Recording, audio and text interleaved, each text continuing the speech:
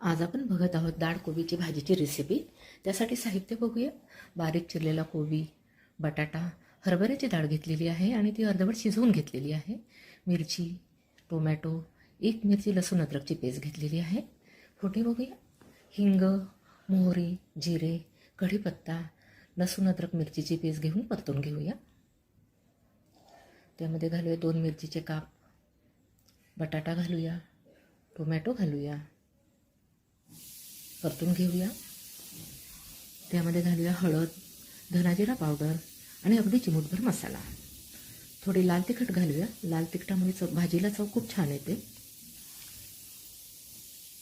2 minute झाकण ठेवून शिजवून घेऊया। बघा छान शिजलेले आहे।